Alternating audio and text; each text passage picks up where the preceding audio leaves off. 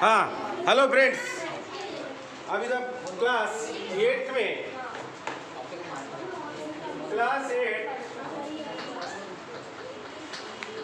हम पढ़ने जा रहे हैं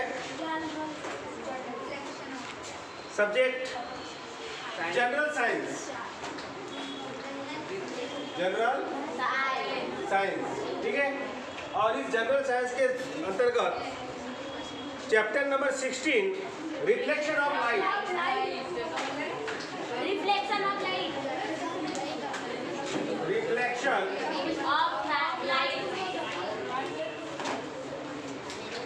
लाइट। ठीक है। 16 चैप्टर है, नया चैप्टर है। ठीक है। 15 चैप्टर तक हमने पढ़ चुके हैं। ठीक है। अब हम देखेंगे कि रिफ्लेक्शन ऑफ लाइट यानी क्या है। ठीक है। अगर पंखा बंद कर दो और उसके बाद में रिफ्लेक्शन ऑफ लाइट का संबंध हमारे से कैसा है। ठीक है।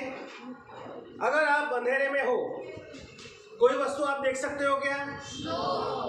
भले आपकी आंख अच्छी हो, आपकी आंखें बहुत अच्छी क्यों ना हो, लेकिन आप अंधेरे में देख नहीं सकते। ठीक है। तो लाइट जब आती है तो हमारे जो आंखों का जो रेटिना होता है, ठीक है, उस रेटिना के माध्यम से हम कोई वस्तु देख सकते हैं। ठीक है।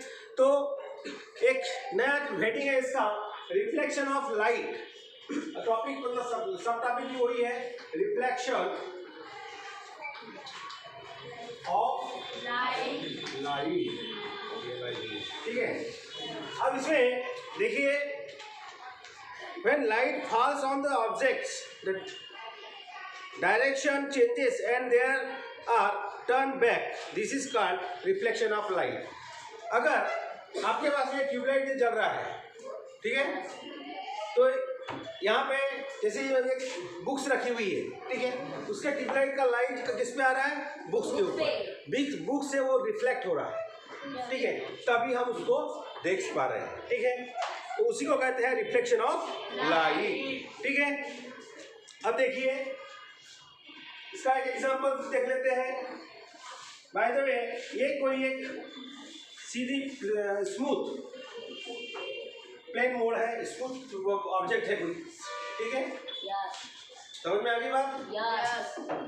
अब यहाँ से सीधी लाइट इस प्रकार से आएगी और यहाँ से ऐसी वो रिफ्लेक्ट होगी। समझ में आ गई बात? यहाँ से जो लाइट आएगी, मान के चलो तुम्हारे बुक्स में दिया है इसको PQ। ठीक है। एक प्लेन ऑब्जेक्ट है, स्मूथ ऑब्जेक्ट है। ठीक है।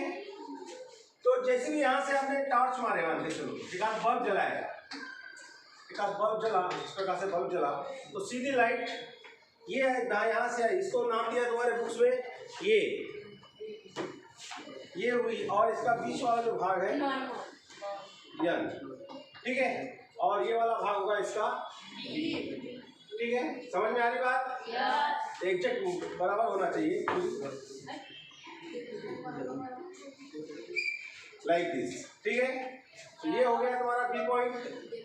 हाँ, और ये हो गया स्मूथ ऑब्जेक्ट या प्लेन ऑब्जेक्ट हो गया।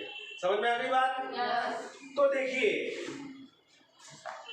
यहां से जो बल्ब है, ये बल्ब से जो लाइट रेज आई, यहां टकराई, तो इस रेस को कहेंगे इंसिडेंस रेस। क्या कहेंगे इसको? Incident race.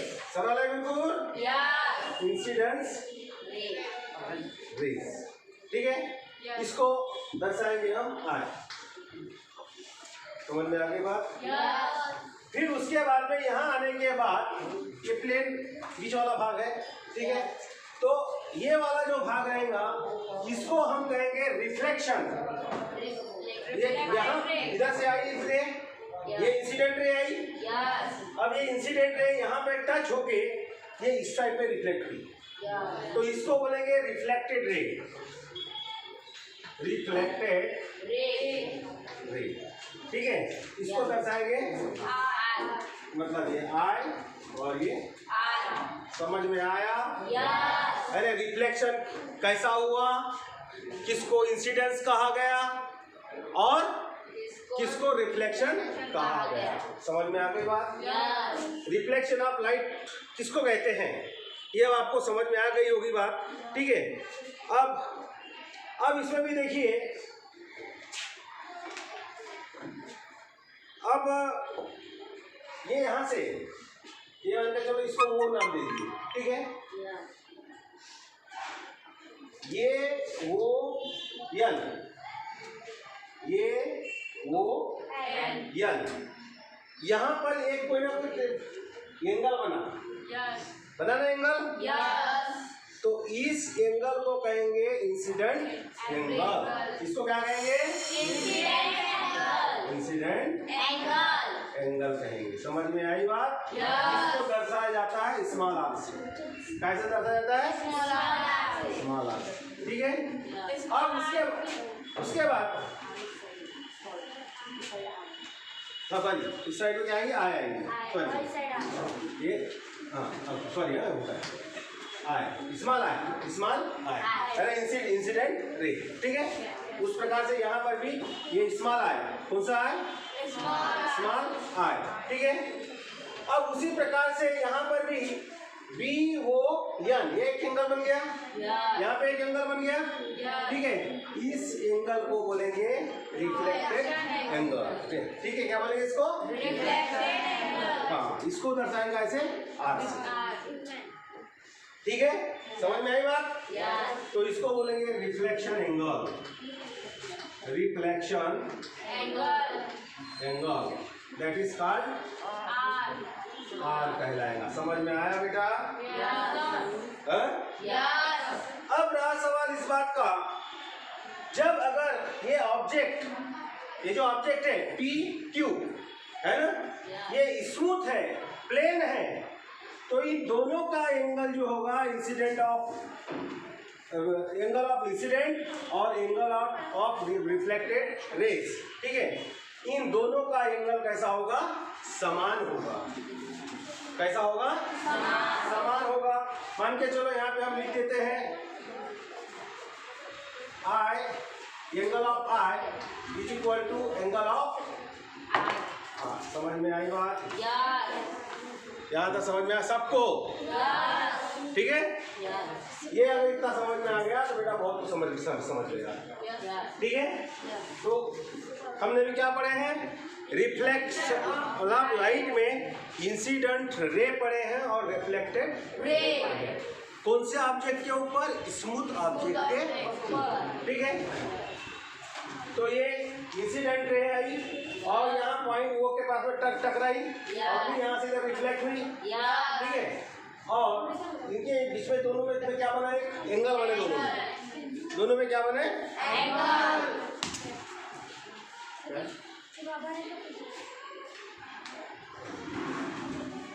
ये क्या बन गया? एंगल बन गया। ठीक है, ये एंगल ऑफ इंसिडेंस और एंगल ऑफ रिफ्लेक्शन। रिफ्लेक्शन रे भी बोल सकते हो। ठीक है, तो इस प्रकार से ये बिल्कुल सरल है, सरलता पूर्वक समझ में आ गई बात। ठीक है, अब तुम्हारे बुक्स में जो लिखा ड्रान और ये वो यहाँ सब बता दिया। ठीक है, अब इसके बाद में अब इसको इस प्रकार से भी लिख सकते हैं, एंगल ये वो N is equal to I angle B O N is equal to क्या लिख सकते हैं?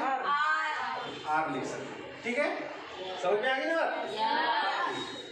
अब इसके बाद में इस रिफ्लेक्शन ऑफ लाइट के कुछ लॉ है। रिफ्लेक्शन ऑफ लाइट के कुछ क्या है? लॉ है, नियम है। ठीक है, रिफ्लेक्शन ऑफ लाइट के नियम है, 3 नियम है। कितने नियम है? 3 नियम है। कौन कौन से नियम है? पहला नियम तो देख लो, the angle of reflection is equal to angle of incidence. पहला पॉइंट समझ लो इस बात को, ये एंगल ऑफ इंसिडेंस है equal to angle of reflection भी बोल सकते हैं, ठीक है। या angle of reflection is equal to angle of incidence, ये भी हो सकता है। पहला नियम सरल है बिल्कुल, समझ में आ गया सबको, ठीक है।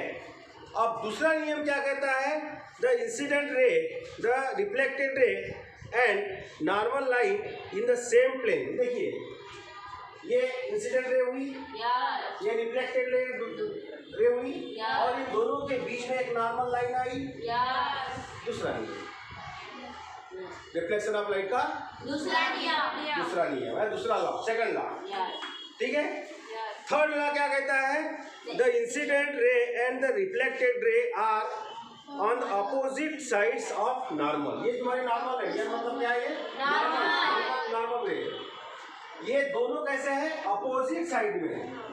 कैसे है, अपोजिट साइड। ऐसा तो नहीं है इधर से ले आइए इधर पक गई, ऐसा है क्या। ये नॉर्मल रे जो है, नॉर्मल जो है, तो नॉर्मल रे से दोनों कैसे अपोजिट साइड है। ये इस साइड में है, दूसरा इस साइड। याद हो जाना चाहिए, समझ जाना चाहिए, ठीक है। ला बिल्कुल सरल है, सरलता पूर्वक। तो इस प्रकार से दोनों कैसे है, अपोजिट है, अपोजिट डायरेक्शन में। समझ में आ गई बात, तो इस प्रकार से ये बात समझ में आ गई होंगी आपको, ठीक है। अब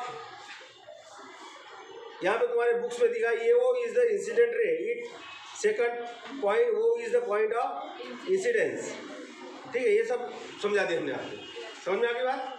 यहाँ पर नहीं समझा होगा तो आप पूछ सकते हो मेरे को, ठीक है। अब इसके बाद में देखो बेटा, कुछ पूछना पड़ेगा।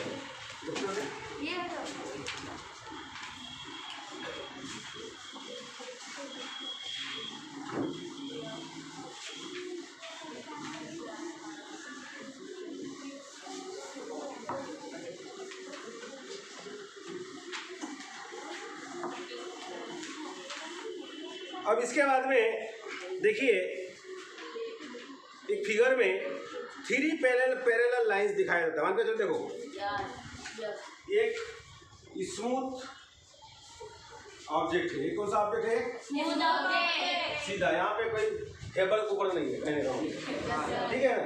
वो भी बताते, फिर हेबर कुकर का भी बताते हैं, ठीक है।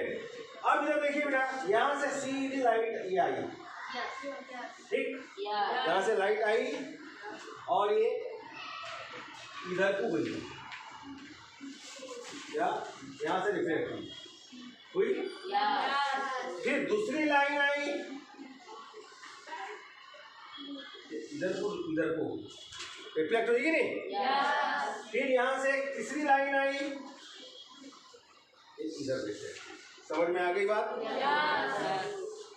इसको हम इंसिडेंस 1 कह सकते हैं, इसको हम I1 क्या कहेंगे, इसको I1, इसको I2, इसको I3। सरल बात है ना। इसको रिफ्लेक्शन ठीक है। ये रे ऑफ इंसिडेंस तीनों, और जैसे बल्ब में आपको बताया है, बल्ब पता है, वहां से एक रे नहीं निकली होगी, बहुत सारी रे निकलेंगी ना। तो हमने यहाँ पे 3 रे निकाल के देखे, तो ये होगी तुम्हारी रिफ्लेक्शन रे, ये होगी तुम्हारी इंसिडेंस रे, ठीक है। तो इस प्रकार से ये यहाँ पे सिचुएशन बना है। अब इसमें से भी देखिए, यहाँ पे एंगल बने होंगे, ठीक है। तो ये वाला एंगल बोलेंगे अपन I1, ये बोलेंगे अपन I2, नहीं सॉरी, इसमें से आपको मिडिल लाइन बनाया बेटा, है ना। हाँ, इसमें से एक मिडिल लाइन बनाएगा ना, नॉर्मल लाइन, ठीक है। यहाँ पे इसी प्रकार से यहाँ पर भी एक नॉर्मल लाइन आएगी ना। अब ये जो एंगल बना है, ये क्या बनेगा, I1 स्मॉल I, ठीक है। और इसका R1, ठीक है। इस प्रकार से यहाँ पे I2 बनेगा, यहाँ पे R2 बनेगा, ठीक है। I3 R, सरल है बिल्कुल, ठीक है ना। अब इस प्रकार से ये इंसिडेंट और रिफ्लेक्शन हुआ। लेकिन ये कहाँ हुआ है? स्मूथ में, ठीक है। अब हम देखेंगे तीनों के R1 R2 R3, ठीक है, एंगल, ये तीनों के एंगल कैसे रहेंगे? सेम रहेंगे। जैसे कि हमने बोल दिए या I1 लिखिए हमने, I1 सेम टू I2 और इक्वल टू I3। ये कैसे हो गए? सेम हो गए। जब ये सेम है तो एंगल ऑफ रिफ्लेक्शन भी कैसे होंगे? सेम होंगे। R1 is equal to R2 और R3। समझ में आ गई बात? क्योंकि इसका नियम क्या बोलता है? Angle of reflection and angle of incidents are equal. इस आधार पे ये पूरा कैसे होंगे? सब तीनों के तीनों कैसे पूरे होंगे? इक्वल होंगे। समझ में आई बात? इजीली समझ गया सबको? ठीक है, तो ये हो गया तुम्हारा ये कब। इसी को कहते हैं रेगुलर, हाँ, regular reflection of light. Regular reflection of light, ये किसको बोलेंगे हम? Regular reflection of light. Regular reflection of light, ऐसा हो, ठीक है? समझ में आ गई बात? कोई प्रॉब्लम? अब देखो भैया, अब हमने जब इसमें कौन सा प्लेन लिए थे? प्लेन ऑब्जेक्ट लिए थे, ठीक है। अगर हम इसमें अगर दूसरा ऑब्जेक्ट लेते हैं, लेकर देखते हैं,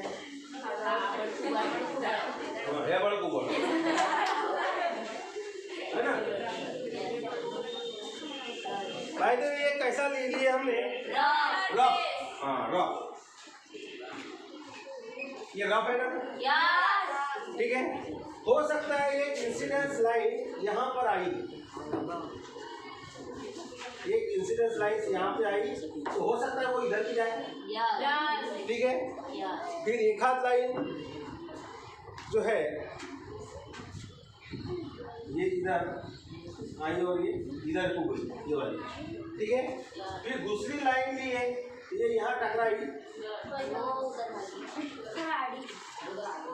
आगे कर दो।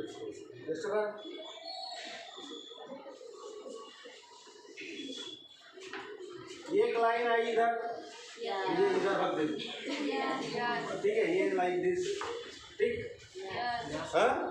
और एक लाइन ऐसी आई, ये आई यहाँ पर, यहाँ आई, और वो इधर भी जा सकती कि नहीं? हाँ, इधर भी जा सकती है, ठीक है। क्योंकि अपना जो ये ऑब्जेक्ट जो है स्मूथ प्लेन नहीं है, इसीलिए। अगर वो प्लेन स्मूथ होता तो वो अपना काम बराबर करती नियम से, ठीक है। लेकिन यहाँ पर हमने क्या कौन सी लिए? रफ सरफेस लिए ना अपने, रफ ऑब्जेक्ट है, ठीक, रफ ऑब्जेक्ट है, इसलिए इधर की भी जा सकती है। तो यहाँ पर जो है, यहाँ के जो इसका भी I1 I2 यहाँ से बनेगा, इनका जो I1 is not equal to I2 and I2 is not equal to I3। और उसके बाद में उसी प्रकार से R1 भी जो है वो भी R1 जो is not equal to R2 is not equal to R3। ये वाला पॉइंट भाग होता है यहाँ पे, समझ में आया? अब इसके बाद में सिर्फ एक पीरियड में दूसरे पीरियड में चैप्टर खत्म, ठीक है। अभी तक अब क्या समझा? देखो, हमने तो सबसे पहले इसमें देखा बेटा रिफ्लेक्शन ऑफ लाइट। तो रिफ्लेक्शन ऑफ लाइट किसे कहते हैं ये हमने समझा, ठीक है। एक इंसिडेंट रे आती है, ठीक है। अगर सरफेस प्लेन है, सरफेस अगर प्लेन है तो वो बाहर निकलती जाती है, उसको हम रिफ्लेक्टेड रे बोलेंगे, ठीक है। और इन दोनों के में जो एंगल बनेगा angle of reflection and angle of incident. ये कैसे होंगे? इक्वल होंगे। कैसे होंगे ये? इक्वल होंगे, ठीक है। और इंसिडेंट रे और reflected ray and the normal line in the same plane, उसी के बीच में क्या होता है? नॉर्मल लाइन होती है। किसके बीच में? इंसिडेंट रे और रिफ्लेक्टेड रे के बीच में, ठीक है। तीसरी बात हमने देखे थे, incident ray and reflected ray are on the opposite side of the normal. जो नॉर्मल रे खींचे थे ना, दोनों कैसे हुए? अलग, अपोजिट डायरेक्शन में। एक डायरेक्शन में है क्या? नहीं है। ये कंडीशंस कब निर्माण हुई? जब सरफेस कैसा है? प्लेन है या स्मूथ है, ठीक है, तब ये कंडीशन निर्माण हुई। तो इस प्रकार से हमने 3 लाभ देख लिए, ठीक है। अब 3 लाभ देखने के बाद में हमने देखा कि बल्ब से एक रे नहीं आएंगी, एक किरण नहीं आएंगी, अनेक किरण आएंगी, है ना। तो अगर प्लेन मोड पे होता है तो उनका reflection, angle of reflection and angle of incident बनेंगे ना तीनों चारों लाइन में, तीनों चारों इंसिडेंट रे में। तो वो कैसा होगा? सेम होगा। कैसा होगा वो? सेम होगा।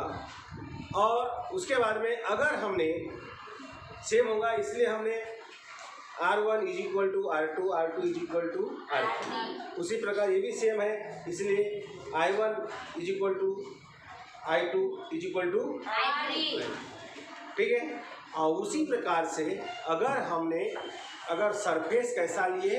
रफ लिए, ठीक है। केवल कुबोटो बोला था मैंने, ठीक है। तो अगर रफ लिए तो डायरेक्शन ऑफ इंसिडेंट रे वो भी किधर भी हो सकती है, ठीक है। बैक साइड में भी हो सकती है, आगे के लिए भी जा सकती है। दोनों के इंसिडेंट रे और दो एंगल ऑफ इंसिडेंट और एंगल ऑफ रिफ्लेक्शन कभी सेम नहीं होंगे, ठीक है। जैसे अभी आपको ये कंडीशन बताया, ठीक है। अब इस प्रकार से आपको इतना कोर्स में है, ये पढ़ाया मैंने, और एक पीरियड में आपका दूसरे पीरियड में चैप्टर खत्म हो गया। समझ में आ गई बात? किसी को नहीं समझ में आया तो पूछ सकते हो मुझे आप। समझ में आई बात?